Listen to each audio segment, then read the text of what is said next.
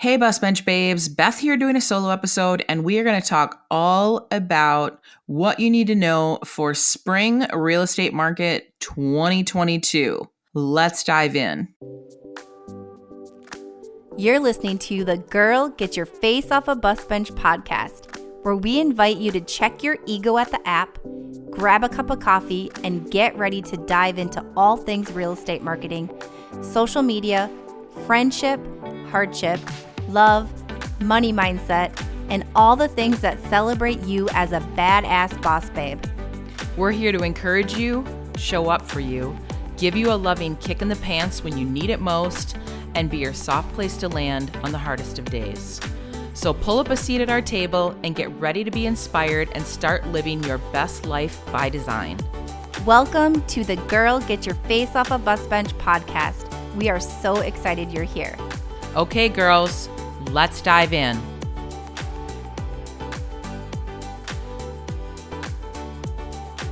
Hey, Bus Bench Babes. Beth here, doing a solo episode. And I just want to make sure that you have all of the latest and greatest information about the spring market, what's happening, especially here in the Midwest for spring market 2022. It's crazy. It's started out really early. So let's dive into all the things. So I'm just going to be like, whew, we're here again. I feel like it's just on repeat. The market is hot. And I had someone recently ask me, they said, has there been a time like in the last year where things like slowed down for like a hot second? And I joked, I was joking, but I wasn't joking. I said, honestly, you really could have gotten a deal on a house between Christmas and New Year's that week. There were some homes that were sitting and buyers just really weren't feeling it. And there were people putting houses on the market that week, which is kind of a weird time to list. I would say either before Christmas or after Christmas. But if at that point, unless you have to sell, I probably would have held off until January. But, people list for a variety of different reasons. But literally there were deals to be had that week. And January started and it just started heating. And then now we're through February. February really was like the kickoff to spring market. We have gobs of snow on the ground and the market's hot. But I have some great news for you. There are awesome things happening in the market for everyone, for buyers and sellers. So let's just really dive into this. Let's start with buyers. So buyers, I get it. You might be feeling a little frustration. You might be like, we tried to get a house last year and we couldn't get one.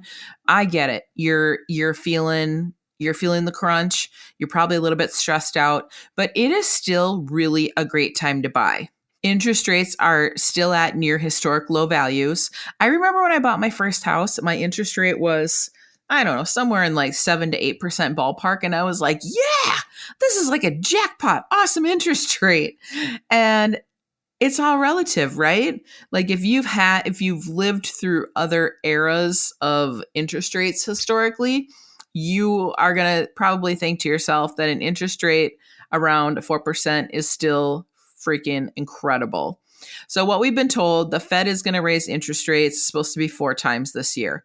Currently, we batch record podcasts. So currently, while you're listening to this podcast, this week, that while I'm recording this, Russia invaded Ukraine. We haven't lived through like war times in a while. It's going to be interesting to see how interest rates, inflation, and all of those things here in the United States are affected by war that's happening in another part of the world. So that might be a little bit of a shakeup with what the Fed has talked about doing with interest rates. But from what I've been told and all the research that I've done and all of the experts that I am always like listening to and following, they're saying interest rates will probably be close to 4%, if not 4% by the end of 2022. That is still an awesome interest rate, in case you're wondering. It's still a fantastic interest rate. The awesome thing that's happening, though, with buyers is that values on homes are seeing double-digit appreciation. like that is truly incredible. It's been happening for the last few years. It keeps happening. 2022 is predicted to be another double digit appreciation. The great thing about that is that when you buy, well, there's double edged sword to this. So when you buy a home, your home value is going up about 1% a month. That's just simply you living in the house. That's just normal appreciation, not you doing any fix ups or anything like that, or getting really aggressive on paying down your principal on your mortgage. Simply just owning a home and having a mortgage, your house is appreciating. On the flip side of that, though, is that if you're sitting on the sidelines and you're like, oh, I'm just not sure, maybe buying's not for me, maybe I'm going to wait this out a little bit more. Problem with that theory or that school of thought is right now is that with homes appreciating approximately 1% per month, is that $300,000 house that you want to buy every single month, it's going up another 1%, another 1%, another 1%. And that's been happening for the past handful of years. At some point, you're not going to be able to afford that house because I really doubt that your income is appreciating at the same rate that home values are. Does that make sense to you? I hope it does. And I hope I'm not scaring you with this information. My goal is for you to buy a home and to get into real estate and get into the real estate space of actually owning a home. Not because I need a bigger paycheck, because I want you to realize the joys, the benefits of home ownership, be able to take advantage of that. People create generational wealth through real estate investing. And that could be simply starting with a primary residence and then saying, hey, I actually like owning a house is really pretty cool. Now I'm like thinking about getting into flips or maybe having a long-term rental or a short-term rental like an Airbnb. There's so many different ways that you can make money investing in real estate. And owning real estate is one of the best ways to hedge against inflation. Having a homes generally appreciate during times of inflation. So having a house payment that's a predictable house payment that you know exactly what to expect every single month is a great way to give yourself peace of mind, a great way to help level out and secure a lot of, a bigger ticket financed item within your household. So yeah, I'd say stop renting and get into the real estate space and real estate investing and home ownership as quick as humanly possible. Now let's talk to sellers. Sellers, yeah, like the selling, they say it's a seller's market. But now is really the time if you've been thinking about selling for a while, or, maybe this is the year where your last kid is off to college and graduating from high school and then heading off to college. And you're like, okay, I don't need this big 2-story house anymore. Maybe it's time for us to cash out some of this equity and pay cash for a single living house, like a 1-level house. Or maybe it's time to have a property with an association so you can be footloose and fancy free and just pack things up for the winter and, go south like all the rest of the smart people. Just joking. No, we've had a lot of snow here this year, and being a snowbird sounds absolutely glorious to me. But maybe it's time for you to cash out and really prep your home properly, hire an agent that really has a good grasp on what's going on in the market. Really, now is not the time to be a for sale by owner. Please trust me when I tell you this. The real estate transaction is a really heavy duty thing, and it is not something to just think lightly about. It's a legally binding contract.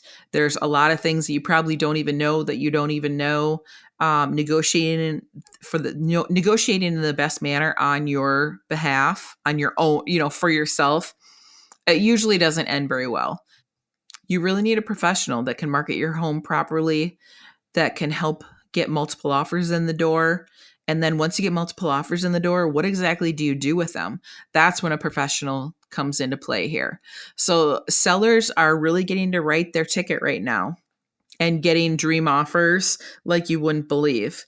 So if you're worried about where you're going to go, we've got a lot of tips and tricks for that, where we can help strategize and get you an offer where you can only move once, where you don't have to have the hassle of moving twice.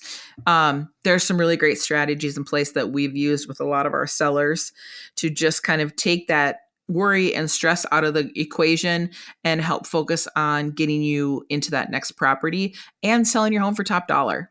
So, yeah, we've got strategies for that. So, reach out. I would say this season is also not a whole lot different from the last couple of springs that we've had.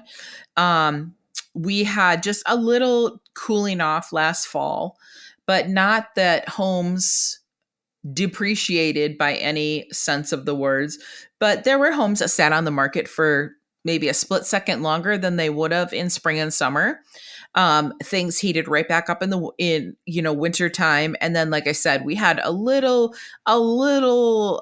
pause for maybe like Christmas week, where not as many homes were A, hitting the market, or B, selling really quickly. But overall, the last couple of years have been just really fantastic in the real estate space. Inflation, I touched on this earlier too. So inflation numbers are at the highest they've been in the last 40 years, but buying a home is going to be that best way to really have you have a steady and predictable thing in your life with owning real estate. I heard an interesting comment at one of my real estate conferences recently, and the speaker said, "Are we in a seller's market or a buyer's market?" And almost everyone in the audience said, "We're in a seller's market." So typically what it means to be in a seller's market is that if we have less than 6 months of available inventory for sale, that's always historically been what's called a seller's market. And then once we have over 6 months worth of inventory out there for sale, then it switches to be a buyer's market, because the buyers have way more options and they have more leverage and they have more negotiating powers.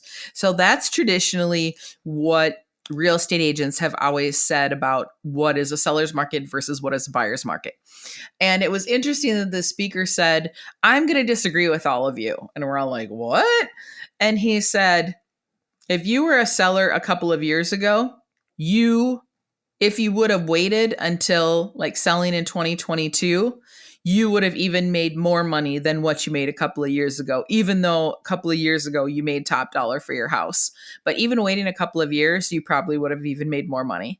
And he said, on the flip side of that, buyers that bought houses a couple of years ago are sitting on a bucket of cash and equity right now. And I'm like, wow, that is a really interesting way to think about that. We had a client last year close on a new construction property in February, and it was in a community that is continuing to build homes like crazy. They can't build them fast enough. And I actually had two clients move into the same neighborhood within just a couple of months of each other. And the one set of buyers, I didn't think that they would like to live there. And then the other buyer, I thought for sure he would love living where he bought. And it turned out to be the exact opposite. The family that moved into this townhouse ended up loving it so much. They still love it. And the single guy that moved in there ended up hating it. He works nights and they're still doing a lot of construction in the area. And he's like, "This just isn't for me." I'm like, "Okay, what do you want to do?" And he's like, "I think I want to sell." He's like, "But I'm really worried that I'm going to be in the hole." I'm like, "Well, let's look at numbers." I'm like, "I don't think you're going to be in the hole. You might be more of like a break-even point. But if you basically lived in a place for free for the last 6 months," so literally he closed in February, and by the fall, he's like, "This just isn't for me." So he put his place on the market. He ended up selling and making about $35,000. $35,000, and he lived in the house for 6 months. The reason for that is that in the new construction neighborhood, the minute that the builder finished off a section of the new construction, they raised prices for the next section that they were opening because they were selling so quickly. Builders are doing that as a way to sort of slow down the buyers from coming in and being like, "Yeah, this is it. We're going to," and have the the builders sell 12 houses in a month. They're like, crap, we can't keep up with this. So every new phase that started, the price went up another, 10 grand, 15 grand. So from when that neighborhood started, my goodness, the people that had moved in like 3 years earlier when it was originally built, they're sitting on like $100,000 in equity. And it's so crazy to me that this is sustainable, A, but B, that, we've been on such a long run of values going up, and that there's nothing out there that says it's going to turn anytime soon, and that values are just going to plummet. I don't think they're going to plummet. I think at some point, though, they're going to have to taper off and stop seeing double digit appreciation. But it was just interesting to think, when the speaker said, buyers are sitting on buckets of cash if they bought houses 2 years ago because home values are going up so steadily. And I'm like, yeah, I can totally relate to that because I have clients that have been in homes for a year or less than a year, and the one decided to sell and he still made money. So that's not always the norm. Real estate, like anything, ebbs and flows. What now we consider sort of a seller's market, but buyers are also making a lot of money right now. At some point, it's going to shift. At some point, we're going to have enough inventory out there where we're going to have more of a balanced market. And then eventually it's going to shift back to be a buyer's market where we'll have a lot more inventory on the market. And sellers, guess what, sellers? You're actually going to have to work a little bit harder to sell your house. Eventually, at some point, that is going to be the case. So a lot of this is just about shifting your mindset. I get buyers are scared right now. They're not sure what's going to happen out there in the market, and they don't want to overpay for a home. But with how homes are appreciating, and a home has to be appraised. If you have a mortgage on it, the appraiser has to come in and give their non-biased idea of what the value is. And this is not like 07, 08, where you could influence the appraiser and say, hey, I think I want this house to appraise for 400,000 and it's really only worth 300. Gone are those days. We don't have access to influence the appraisers like back in the day. There are so many lending restrictions in place now that are preventing crazy and illegal and, fraudulent things happening in the real estate and mortgage world, which is great. We needed to have that in place. But yeah, I think just shifting your mindset. I've had another question come up recently where people have talked about foreclosures, and they say, I'm waiting for all these foreclosures to hit the market. And my question to them is like, what foreclosures are you talking about? So a lot of people took the forbearance option during COVID so they could say, oh, hey, I don't have to pay my house payment for X amount of months, maybe even up to a year during the height of COVID. And then you have a repayment plan. A bunch of different lenders did it, did different methods. Sometimes people had to pay it back right away. Sometimes it gets tacked onto the end of the loan. Many people across the country have already paid off their forbearance, and now they're back to where they were pre-COVID with their mortgage and with how much they owe on their properties. What's different about right now versus when we were in the early 2000s and then when we had just gobs of foreclosures on the market is that if somebody's getting behind on their payments right now, like say someone lost their job and they could make their ends meet when we were in the height of COVID and anyone that was on unemployment was getting all the extra unemployment money. And you're like, yeah, we could make ends meet. And just maybe that person just hasn't found the right job and they're falling behind on payments. What we're seeing nowadays is that because people have so many and sellers have so much appreciation, is that if somebody's falling behind on their payments, you just put your house on the market and you sell it. Chances are you're going to get some money out of it, even if your home isn't in the best shape ever. Obviously, in the perfect world, a seller's going to prep their home and it's going to be just beautiful and ready to go. But that's not to say that homes that show like mediocre aren't selling. If they're priced right, they're selling. So if, I just don't think that we're going to see this huge surge of foreclosures like a lot of people are hoping. And nobody wants that. If you have a bunch of foreclosures sitting in an area, especially if they're in your neighborhood, they're going to drastically affect what the value of your home is. So that's not anything that I wish upon even my worst enemy. So I don't think we're going to see that. I mean, if that's what you're banking on, that you're going to find this steal of a deal on a foreclosure, I think that you're probably going to be a little disappointed, because I just don't think that we don't have hardly any foreclosures for sale right now in the Twin Cities. And I don't see that number going berserk anytime soon. Another thing to think about when you're like, oh, I would love to buy a foreclosure because it's such a great deal. A lot of foreclosures are not good deals. The reason being is that if a home is in foreclosure, it means that the buyer can't make the house payment. And like I just mentioned, so we're in a market right now that if someone can't make their house payment, they would just probably put their house on the market and make some money, and then they would just go back to being a renter or buy a less expensive house. But if you're not making your house payment, your credit's probably going to start being dinged up, and you might have to be a renter for a while until you can repair your credit. But a lot of foreclosures, back in the day, the reason that they were foreclosures is because people owed more money on the houses than what they were worth. So foreclosures, every once in a while, there's one that's actually kind of a deal, but it usually means that the condition of the house is not great. But if a house is in foreclosure and someone can't pay their house payment, chances are they're not doing a really good job of maintaining the house. So if you can't make your house payment, are you going to have somebody out to check your furnace and maintain your furnace and have your house worked on? That's probably the last thing on your mind. If you're struggling to make your house payment, you're probably really letting home repair and home maintenance kind of go by the wayside. So foreclosures aren't the big screaming deal that a lot of people work them up to be in their heads. That was a total side tangent here, folks, but just wanted to give you a little bit of extra knowledge on foreclosures and what my 2 cents on the foreclosure market is all about. So here's the thing. Let's wrap this up. People are always going to have a need to buy and sell real estate, right? You start out in your first home and then you meet someone and then you get married and have a baby and all of a sudden you're busting at the seams.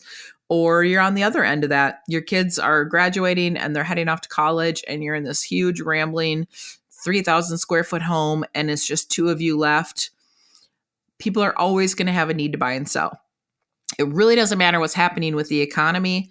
It doesn't matter what's happening with wars happening across the country or the world.